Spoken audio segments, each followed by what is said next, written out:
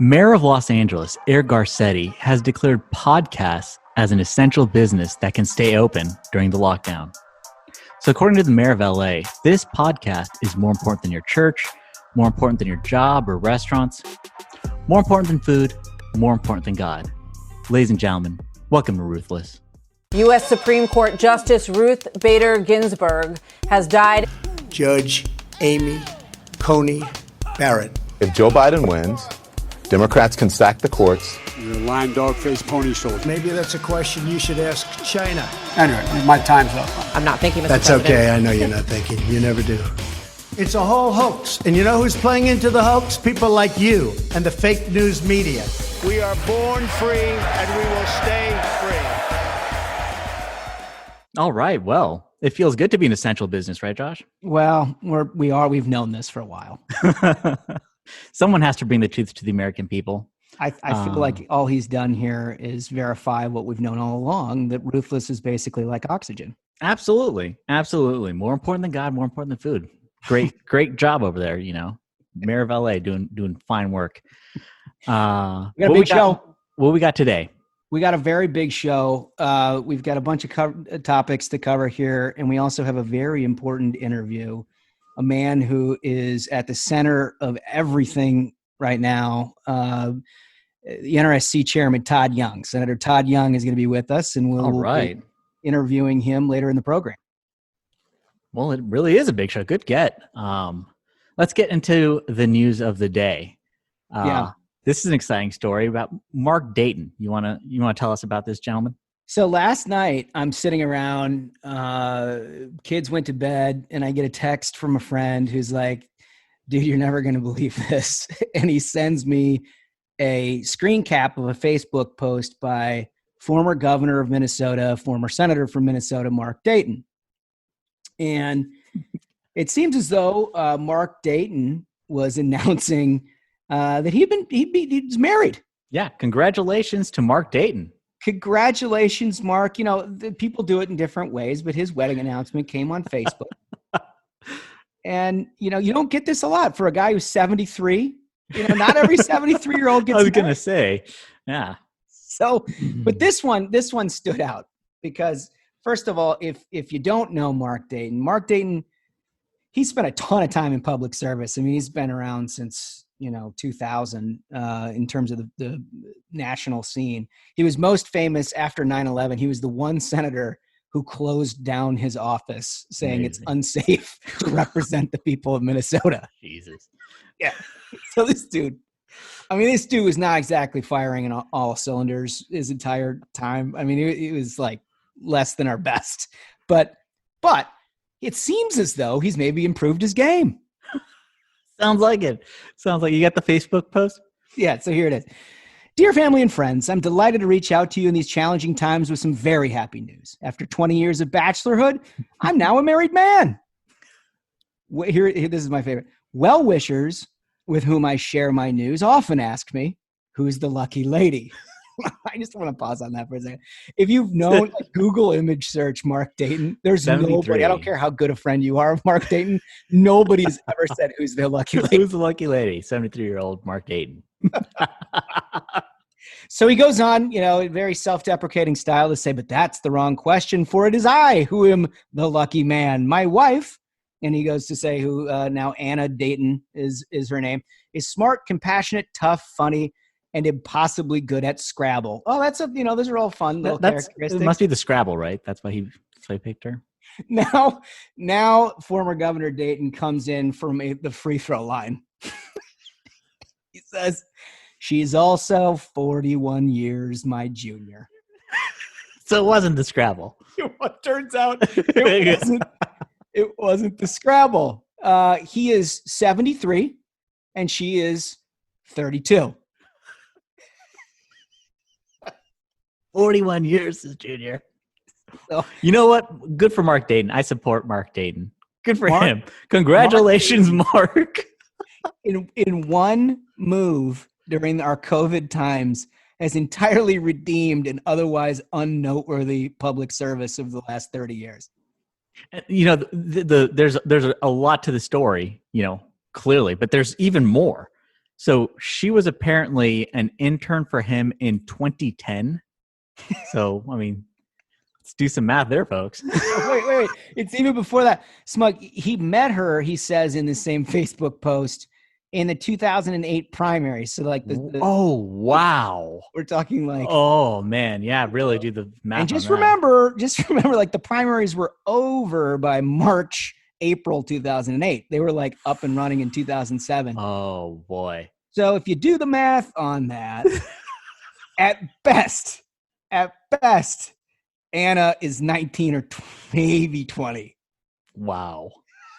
I mean, what can you say? Mark Dayton, boy, he sure is, isn't he? Dating them, that's for sure.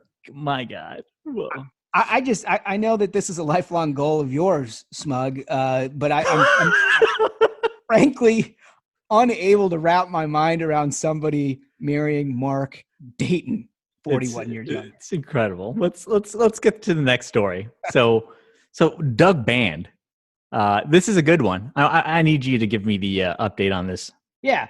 So Gabriel Sherman writes this long piece in Vanity Fair about Doug Band, who was Bill Clinton's right-hand man forever, leaving the White House 15 years afterwards. Imagine the things this guy has seen. Oh, exactly. And for that reason, he's been the hardest interview in America to get, right? This guy knows when to keep his mouth shut, obviously. That's pretty much his job, right? It's in the job description. So this dude has been, he's known fabulous wealth being an attaché to Bill Clinton. He's started huge companies. He's, done all these things, but he's laid entirely beneath the radar. The entire piece, honestly, I really never recommend reading Vanity Fair, but you really should check it out. It's a profile on Doug Band by Gabriel Sherman out last week. And it goes through everything about, Chelsea. It's got some great stuff. But the one thing that really popped out is Doug Band saying, like a quote, in January 2003, according to Band, Clinton visited Epstein's private Caribbean island, Little St. James. Wow. Ladies and gentlemen, we got him. Yeah, right. He says, and this is my favorite part. He's like, this guy's a total operator too. He says, Band says it was one of the few trips he declined to go with Clinton on. Yeah.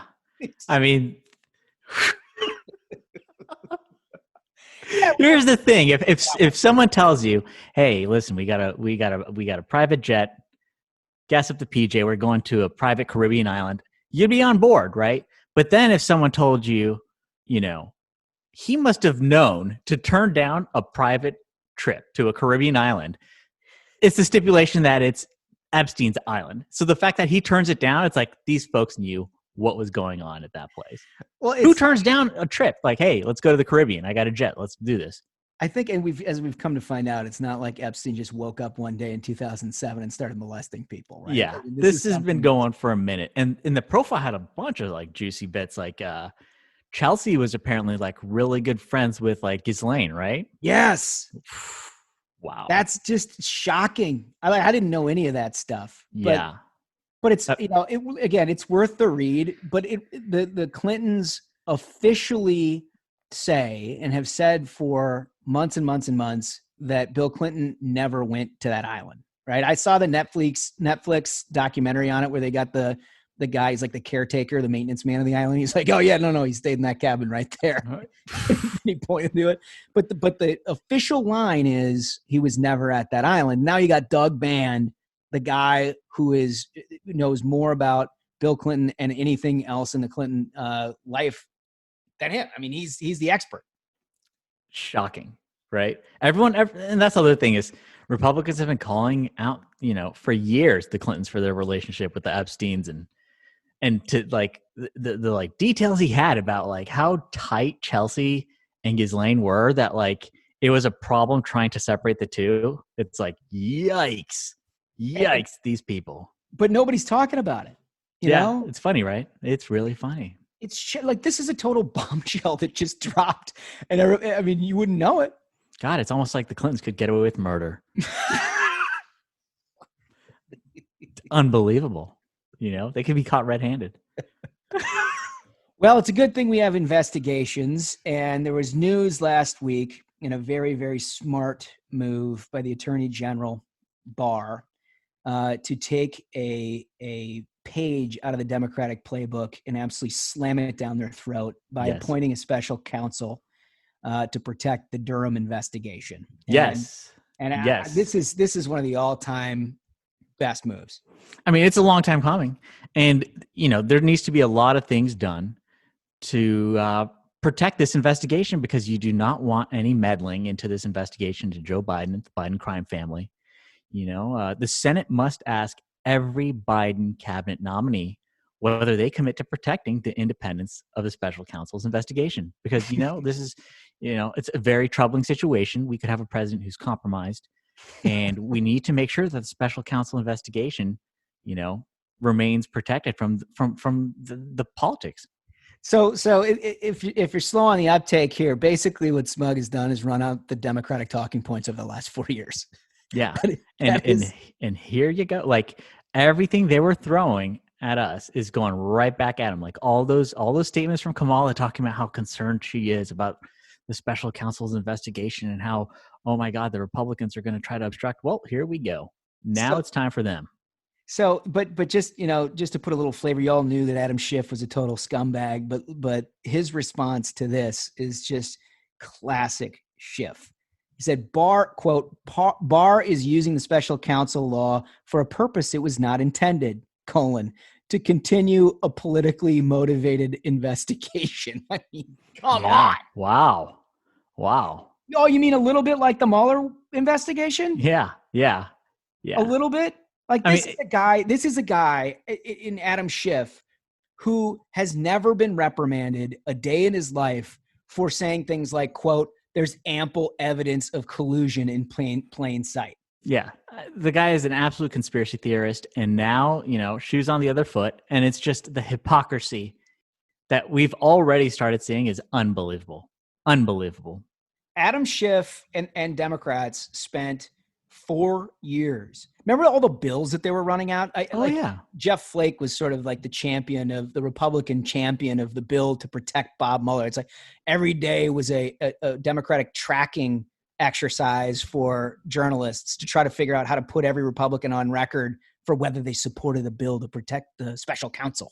Yeah, they were basically just camped out in the hallways of Congress, being like waiting for a Republican to come by and be like, oh, wow, will you do something to protect the special counsel? Well, I guarantee you won't be hearing them asking Dems the same question.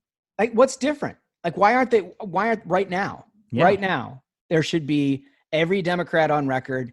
Do you think that the special counsel should be protected? And I'd love to hear the answer to that. Congress must immediately act to prevent Biden from firing the special counsel. I mean, Durham's going to find Hunter. Bottom line, where's Hunter? Durham's going to find out. And you've got that laptop from hell. And the thing about these special investigations is it's the same way as when, there was investigations into Hillary's emails and it eventually led to Anthony Weiner's laptop and everything we found there. Well, folks, history, it repeats itself, doesn't it? It really does. And this is going to be fun. And it's going to be, the Dems are going to try to totally backtrack on everything they claimed about needing to protect a special counsel. Because shoes on the other foot now, folks. Nobody can say the name Anthony Weiner without me laughing. What a story. I can't. What a story. Wasn't that guy with Anthony Weiner? Wasn't the initial, like when he first got caught? Wasn't it because he just straight out tweeted out a picture of his lower region? Like I think that was I think that was like the first time. I mean, this guy, this has been like an ongoing process of years and years for him. It's an ongoing saga, but I think that was the start of it. Well, not to digress, but if Barr is going to find Hunter, he just needs to follow the little footprints. Oh my God. Okay, let's move on to the next topic now.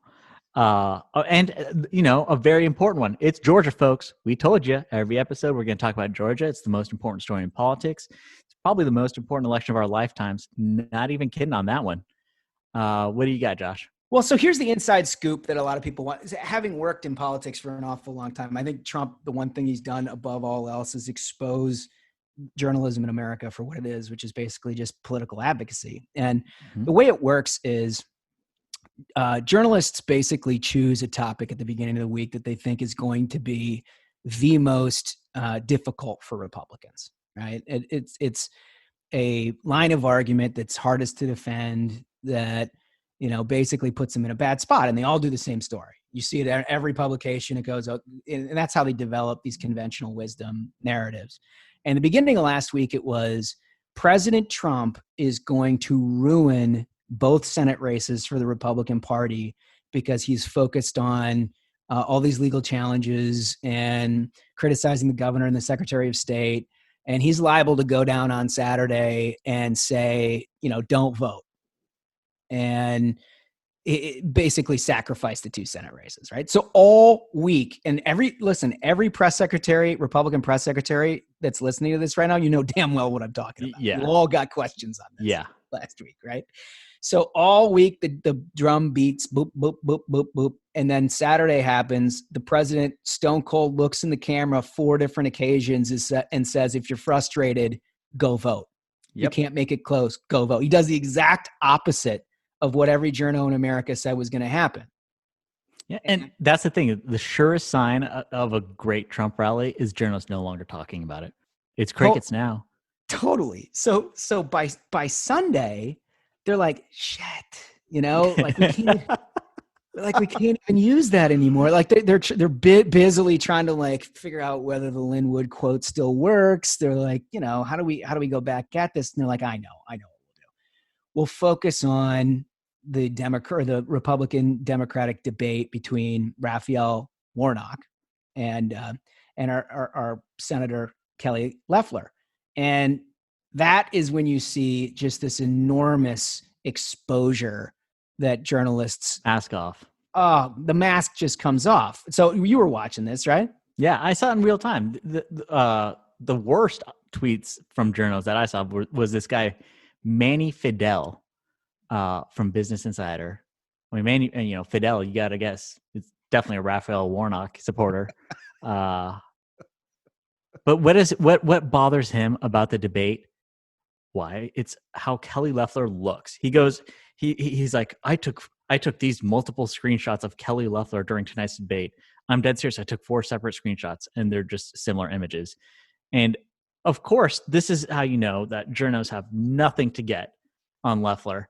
Is they're trying to attack how she smiles. Like, I thought that was supposed to be like sexism. We were all told, oh my God, Republicans pounce, war on women.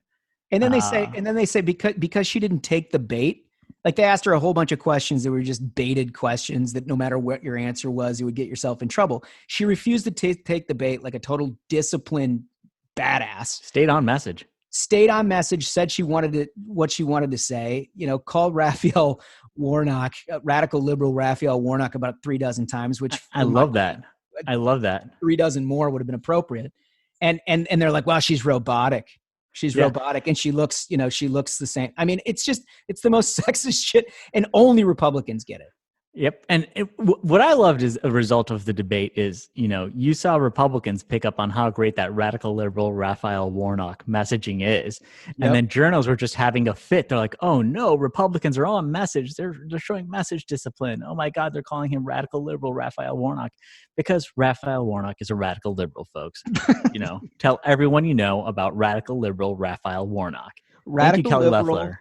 Radical liberal Raphael Warnock came out and tried to defend his radical liberal Raphael Warnock mentality and what Kelly and his Loeffler socialist did. Policies, and he couldn't defend it. That's right. And what Kelly Loeffler did was just calmly dispatch of radical liberal Raphael Warnock. That was it. Absolutely. That's the story of the debate.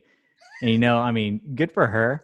That's a good candidate. I'm thinking, it's looking great right now, but it only matters on election day, folks. So we need everyone in Georgia voting. We need everyone chip in if you can, throw a couple bucks. In Georgia, that battleground is it's going to decide whether you let Kamala Harris have the 51st vote. And this is where, honestly, like President Trump just killed it on Saturday, because they're expecting him to just sort of sabotage the whole thing. He does the exact opposite. The guy was reading out the dates by which you have to register and request ballots and early vote. I mean, he was being as helpful as you could possibly be in ensuring every Republican understand there is no other pathway except for to vote, vote, vote. And yeah, absolutely crushed it. so Crushed it at the rally. Journos had to go in a different direction.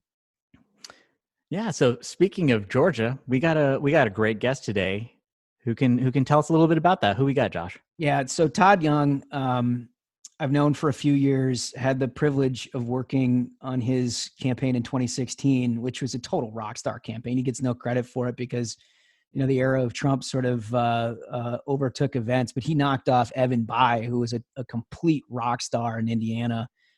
Former governor, former senator, thought to have, the most popular image and brand in Indiana. And Todd Young just completely annihilated him. Huge win. In that election. Yeah. And so, he's got some political skill, but he's also just, a really smart operator. And so I knew when he took the reins at the senatorial committee, he was going to be good. I had no idea he was going to be this good. And for folks who are wondering how it is that Senate Republicans have now put themselves in a position to actually retain the majority in 2020, this guy's a huge reason why. Oh, great. Let's get right to that interview. Senator Todd Young, welcome to Ruthless. Josh, thanks for having me. Great to be with the Minions. Man, I've been looking forward to having you on for so long. One, because most NRSC chairmen are afforded the right to do a little bit of a victory lap after they've had a cycle like yours, but because of Georgia and being in overtime, and then two, because when all your colleagues were thanking you at the lunch, you had to self-quarantine. Yeah, it's crazy. It was crazy. I wasn't there for the round of applause, and in this business, you don't get two. Right? No. No, you don't get to, but I noticed that your executive director was more than happy to go take the applause for you. Well deserved. I will say his name. Kevin McLaughlin. He's just really stepped up and shined, as has the entire team. But as you indicated, we're in OT. And it's time to play through the holidays and make sure we win these two Georgia races, because the future of the Republic depends on it. Everyone knows that. Yeah, no, the stakes could not be any higher. But two of the things that I wanted to touch on, again, because you don't get a chance to do a retrospective on the full cycle in the same way many of your predecessors had, is just that the massive success that the NRSC had this cycle in fundraising. You had a top of the ticket that was gobbling up a lot of bucks all over the place. And traditionally, your Senate races and your House races and on down the line sort of suffer as a result. You did the exact opposite of that, raising record amounts of money. Yeah, just about every month, I think with one exception, we bested the Democratic committee. We raised more early into the summer than I think had ever been raised in an election year. I mean, we broke a lot of records, right? But we sort of knew we had to. Our game plan was to raise more money than we've ever raised before, far more in light of the number of seats that were out there. And in light of the sort of cycle we expected this to be a very intense one. And we wanted to deploy those resources early, so that we gave our candidates an opportunity to really tout their accomplishments, right? So they wouldn't be all caught up in the steel cage match between Donald J. Trump and Joe Biden. And so the strategy worked, despite all predictions from almost all pundits. Right. And the American people chose our incredible candidates because they ran on their accomplishments, they ran on economic freedom and personal responsibility, and they rejected socialism and defunding the police and packing the courts. And so it really gave me a great deal of faith and encouragement, but we had to deploy those resources smartly, and that was really a team effort. Yeah. And that's one of the biggest challenges, obviously, in a cycle like this, is you got to have the resources, which we just discussed, but you also have to strategically spend your resources well. And I was struck by, You know, a couple of the stories that have come out post-election about just how much Democrat at the candidate level, Democrats raised and spent in order to have just sort of paltry vote totals in a lot of these targeted races. It was remarkable. So what I will characterize, I think I'm borrowing this from someone else, as the biggest sinkholes were South Carolina and Kentucky. I mean, you've got to feel burned right now if you invested some serious money in those races, because in Kentucky, Amy McGrath spent $92 for every single vote she got, right? I mean, that was the average. In South Carolina, Lindsey Graham edged out Mitch on that. So Jamie Harrison spent $95. Oh my gosh. I think the voters would probably rather have the Benjamin. What do you think? I think you're right. I think they want their money back. And I hope they're pausing a little bit to think about that as we head into Georgia. Yeah. Yep. Well, I want to talk about Georgia in a second, but I first wanted to clip a couple bio pieces from you, just because you spend so much time introducing your colleagues to the world in such a great way. Not everybody's gotten a glimpse inside of the Todd Young world. First of all, you're a Marine.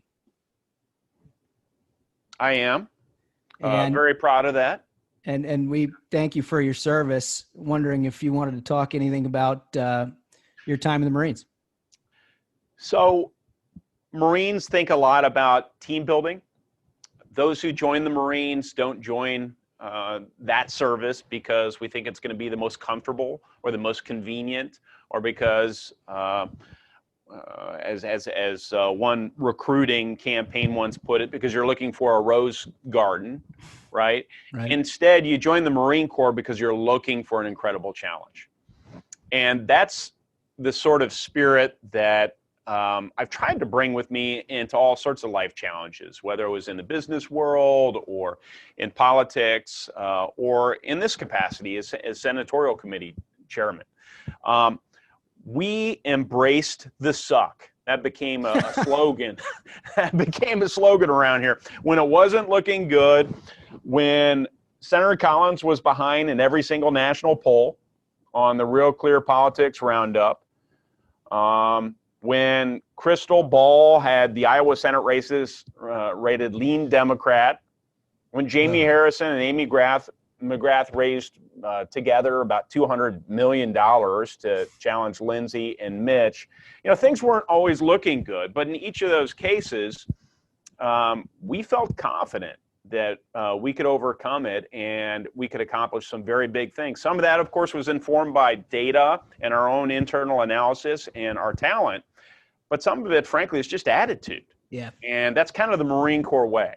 Yeah. Yeah, that's awesome. I totally see that. And just your management style, you're just plowing through whatever the dip or the spike may be, you just sort of execute. You got to be true to yourself. There's all kinds of leaders and personalities out there, and they can be effective through different approaches.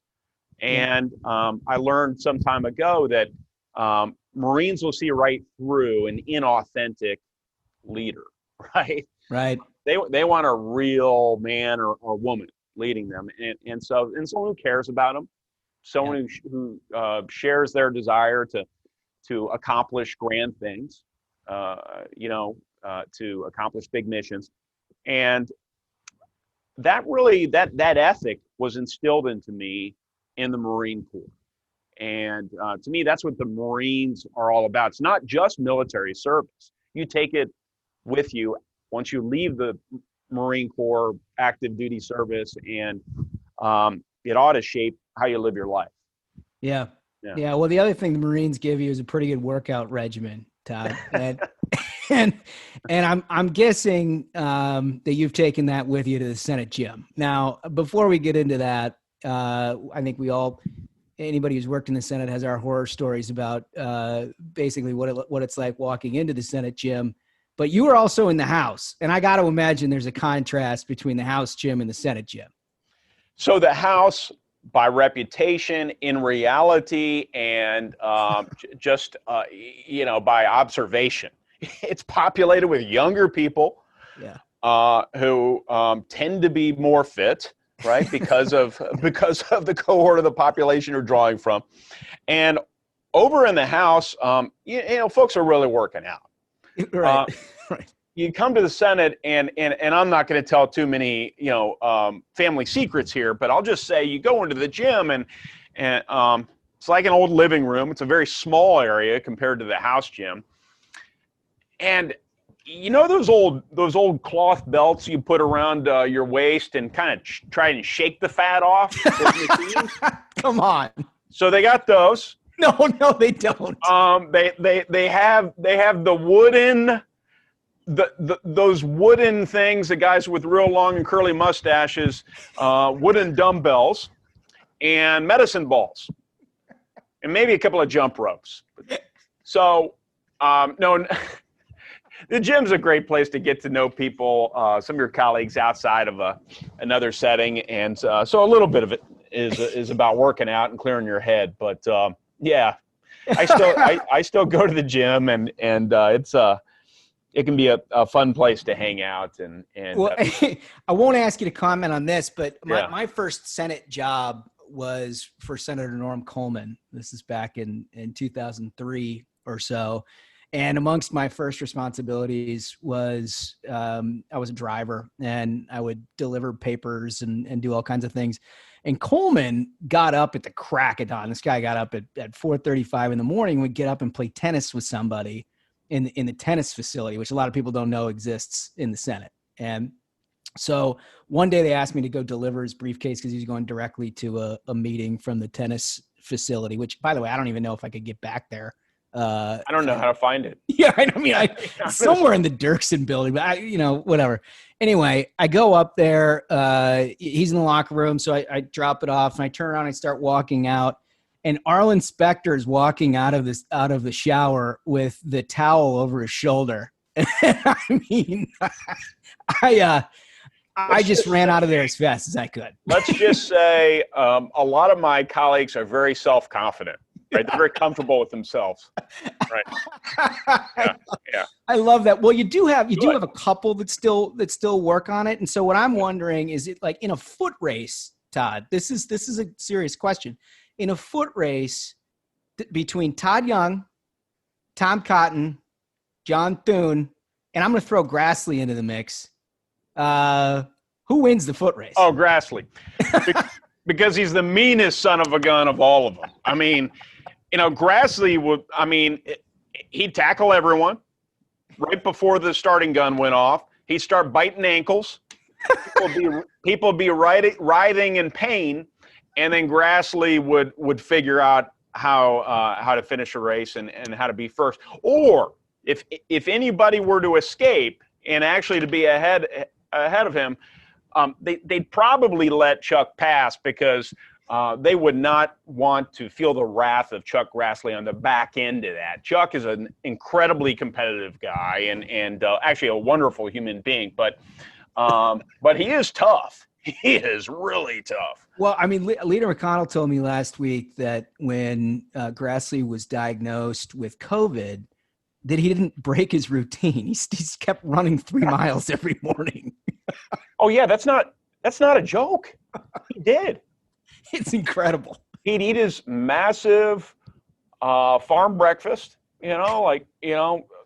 4 eggs and 6 sausage links and hash browns and then he'd go run 2 miles every single day when he had COVID.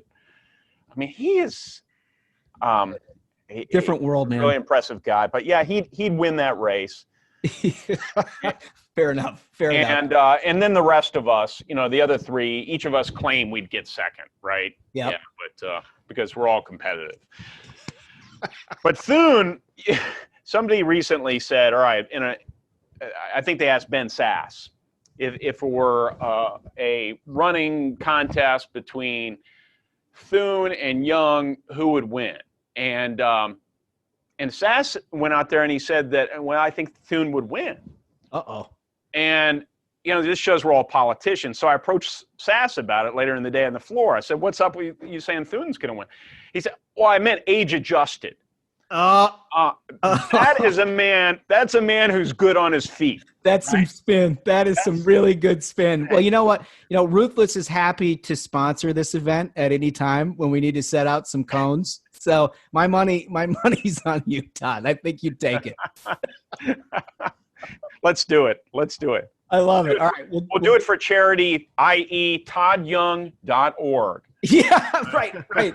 Very important. We need to get to that. He's got a big race coming up next cycle, and he's done everything for his colleagues. So toddyoung.org needs to be visited early and often by all of us. But before we get to our final questions, we need to talk Georgia. There is never an episode of Ruthless where we don't do a full segment on Georgia.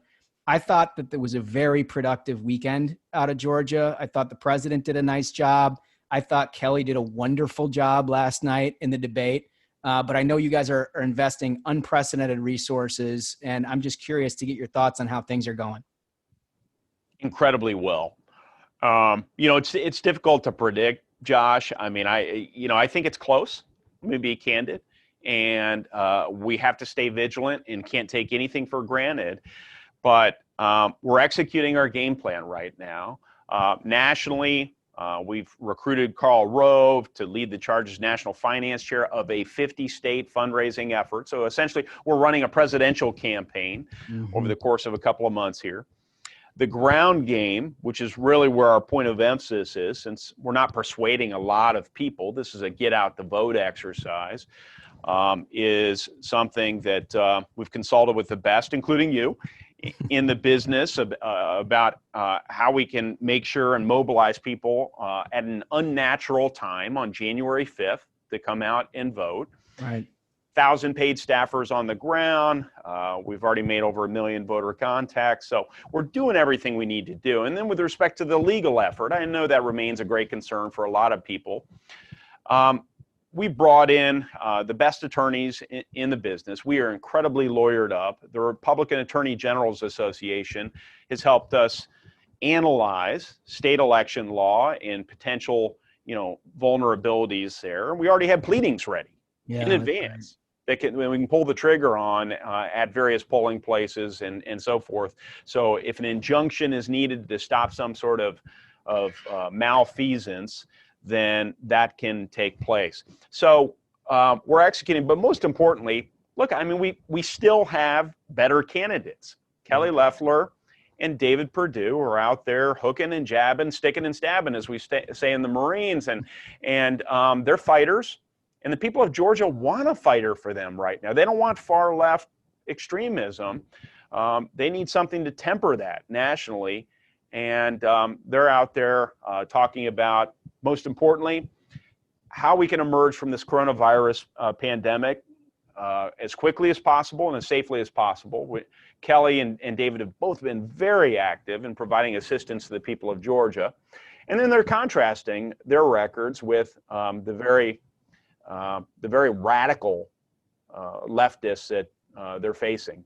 And so we're pulling out every stop, but the Democrats, they're showing up too, and they're the party of government. So when we're home on Christmas or thinking about our family gatherings, their life is still very much consumed by some of this other stuff. So we can't take our eye off the ball.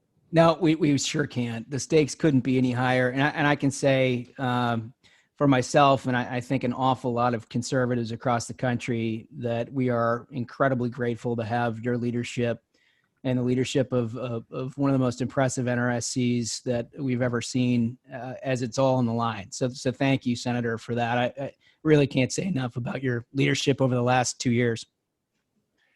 Well, this has been, I have to admit, I didn't grow up telling my dad that someday I wanted to be chairman of the National Republican Senatorial Committee. I want to be a professional athlete or a fireman or whatever.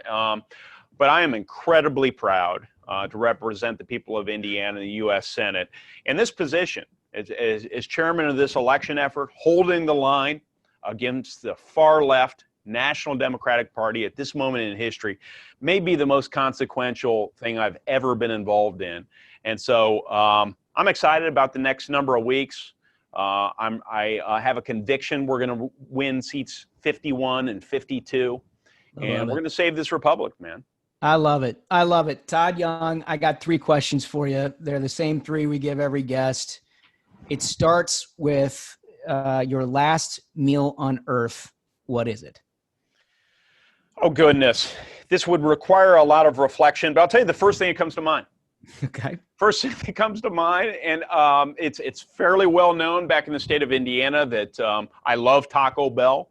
I had it Friday night, did the drive-through around 9 p.m., got a bag full of bean burritos, and I thought they discontinued my favorite meal. It's like perfect meal, which is the steak soft taco. Did you go off menu with it? Yeah, you just got to order a regular soft taco and substitute protein, the steak. And so the last meal would be the steak soft tacos and Diet Mountain Dew. That is so awesome. The secret to Taco Bell, by the way, is for those of us of a certain age, whatever you ordered in like 1996 is your order today. That's true. And, they only have like 4 or 5 ingredients, but, right. You do the math. It's like every permutation and combination, and they got like something, quote unquote, new every couple of weeks, right? It's the same ingredients, same 5 or 6 things. You got to stick with what works. I love that answer. Yeah. I love it. So the second question is, if you weren't in politics, what would you be doing with your life? Well, I topped out in terms of the sport of soccer. I really did aspire to be a professional soccer player. It helped me get into the Naval Academy, my soccer prowess, and so that was kind of it. What would I be doing? I have this ethic of service because of my time in the Marine Corps that I can't shake. I really enjoy serving. So I'd either be probably leading a not-for-profit or in some sort of impact investing role or doing something that involved a large element of service. It could be in the business world, but where I really feel like I have an opportunity to also, serve others. So that's great. Service oriented. So the third question, which is the most important of the 3, is what motivates you more, the thrill of victory or the agony of defeat? So I know what the fashionable answer is here. We're all supposed to say it's the thrill of victory. And we remember when we were 14 years old and we jumped off the high dive and looked over and saw mommy and daddy clapping and increased our ego so much that thrill is one you could never recapture, right? And there is something to that. Right. But I actually think the pain of losing is just something we all want to avoid. I mean, I hate to, none of us likes to lose, but I hate to lose. And I'll pull out every legal stop to ensure that I don't lose. So no, it's bigger than that. Let me just go deep for 10 seconds on you. Sure. We live in, it'll sound a little corny maybe to the minions, and I'm sorry, but no, we just live in a country where there's such incredible opportunity. Immigrants see it with fresh eyes a lot of times, right? Right. A lot of folks don't realize it until they're older. But I had some parents who told me at a young age, you work hard, you dream big, you can do anything. And so to throw away an opportunity like that by not going after really big things, by climbing big mountains and setting high goals for yourself, it would be agonizing. So that's why I say the agony of defeat, broadly defined, the agony of falling short, not living a life of consequence. Oh, I love that. What a great answer. Well, listen, you've given us some motivation here over the holidays, Senator Young. I appreciate it. Thank you so much for visiting us. I want to make sure that we hit you up again in the new year. Again, you have a very important race. You're up next cycle, and you've been as selfless a senator as there is in the Senate, doing what you can for your colleagues. And so we need to help Todd Young at toddyoung.org. Thanks, brother. Todd Young and Todd. Yeah, that's right. toddyoung.org. That's my website. I just signed up to the new platform, Parler. And of course, you can follow me on Twitter, Todd Young IN. And I look forward to keeping in touch with you, awesome. Josh, and with all the minions. Well, thank you so much. Merry Christmas to you and your family. Merry Christmas. All right. Nice work, man. Good interview. Good interview. Yeah. Look, he's an impressive guy, and it can't be overstated what they have done to revolutionize that committee to create a small dollar program that rivals its Democrats. Then, I just can't say enough good things. They're just really, really smart. Yeah. I mean, I feel better about Georgia already. Yeah. Well, folks, and there you go. That's another episode in the can. It was a pretty good one. Yeah, folks, we're going to have, but there's a lot of talk on the twits, Smug, that we should probably address before we go about doing things like putting together Christmas lists. Yes. So we'll have a gift guide coming up on Ruthless. As you know, what the people cry out for, we provide. That's what we're here for, folks. So please keep those suggestions coming. Keep adding those 5-star reviews and comments on Apple Podcasts. We, believe it or not, we read them all. You know what? I think we should start reading out the best ones because there's a bunch of bangers in there. Oh my God, that's such a good idea. We should definitely take the top 2 or 3 comments on the Apple or wherever you get your podcast, and we'll read them out next week. Done. Absolutely. All right. Well, until next time, Minions, keep the faith, hold the line, and own the libs. Stay ruthless. We'll see you on Thursday.